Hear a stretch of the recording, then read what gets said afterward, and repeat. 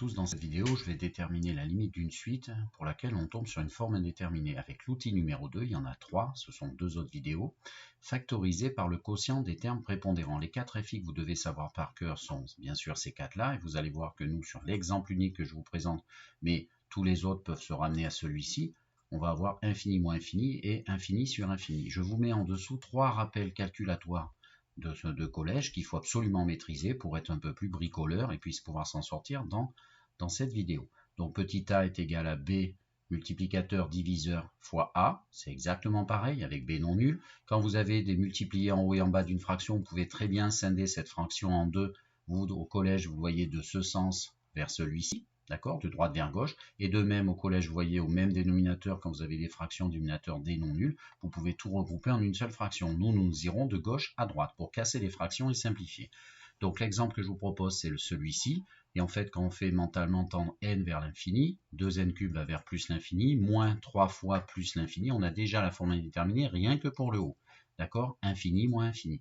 Mais ensuite, en bas, y a-t-il une forme indéterminée infini au carré plus 4 fois l'infini plus 6, ça fait infini plus infini, ce n'est pas un problème. Mais par contre, après, on aura une confrontation. Donc, on ne va pas faire compliqué, on va toujours faire comme ça lorsqu'on a un quotient de 2 polynômes. D'accord, on va travailler à chaque étage, on appelle ça une fonction rationnelle en n, et on va toujours faire la même technique que je vous présente maintenant. Donc, je vous l'affiche, on va la commenter avant de finir ensemble les calculs. Du coup, la limite de un présente CFI. Or, pour n plus grand que 0, l'action se passe vers plus l'infini. Je vais diviser par les dominants avec des n. Donc, il faut que je puisse le faire. Donc, enlever le cas, n égale à 0. Alors, regardez ce qui se passe.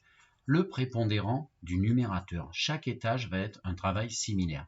Donc, en haut, on a du 2n³ et du 3n et de la constante. Le dominant, c'est la puissance de n la plus forte. Donc, c'est 2n³. Je le mets devant. Du coup, je compense là avec le rappel numéro 1 calculatoire et je réécris le numérateur que je souhaite en haut. Du coup, finalement, ce tout n'est qu'égal au numérateur de un. En bas, j'ai des n puissance 2, des 4n et des 6. Le prépondérant, c'est n carré. Je fais exactement pareil. Je mets n carré devant, je le mets en diviseur et je réécris le diviseur de un pour que ce soit exactement égal, du coup, ce tout au diviseur de un. Ensuite, rappel numéro 2. Je scinde ma fraction en 2 morceaux. Donc je mets le quotient des prépondérants, justement le titre de ma vidéo, fois, et je mets mes crochets l'un sur l'autre, deuxième partie de la vidéo. Et vous avez remarqué que j'en ai profité pour scinder justement chaque partie de chaque crochet en 3 morceaux ici dans cet exemple, parce que j'avais 3 termes à chaque numérateur. D'accord? Et du coup, j'arrive à ceci.